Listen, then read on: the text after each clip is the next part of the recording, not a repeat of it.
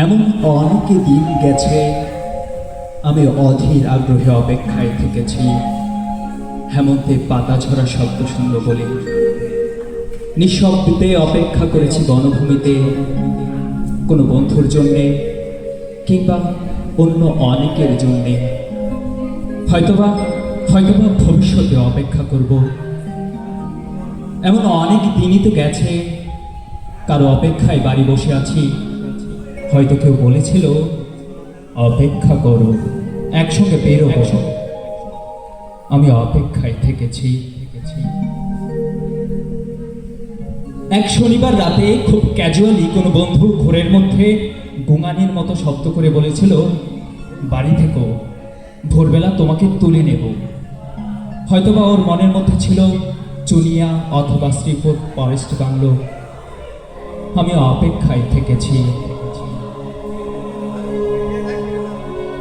যুদ্ধের অনেক আগে একবার আমার প্রিয় বন্ধু অলোক মিত্র ঠাট্টা করে বলেছিল, জীবনে তো কিছুই দেখলি না নজ্জুবিট পানশালা ছাড়া, চল তোকে দিনাজপুর নিয়ে যাব।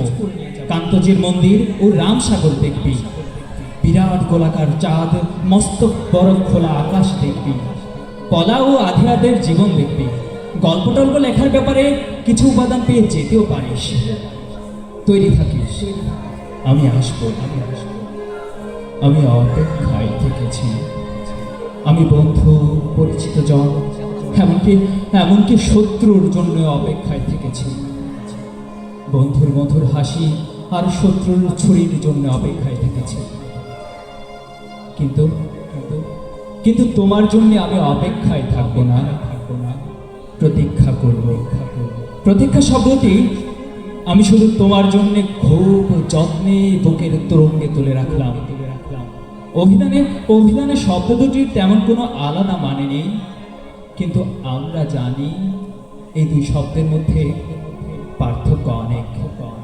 অপেক্ষা একটি দরকারি শব্দ, আর পৌরে দোতনাহীন ব্যঞ্জনাবিহীন অনেকেরই প্রয়োজন মেটায়।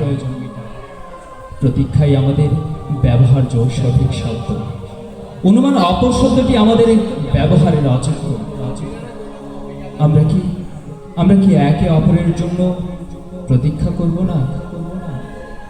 আমি তোমার জন্য পথপ্রান্তে অশ্বত্থের মতো দাঁড়িয়ে থাকবো, ওই বৃক্ষ অনন্ত কাল ধরে যোগ্য প্রতীক্ষের জন্য প্রতীক্ষমান।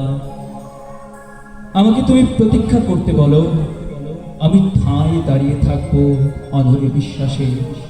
দাঁড়িয়ে থাকতে থাকতে আমার পায়ে শিকড় গজাবে। আমার প্রতীক্ষা তবু ফুরবে না, আমার প্রতীক্ষা তবু ফুরবে না। ধন্যবাদ সবাইকে।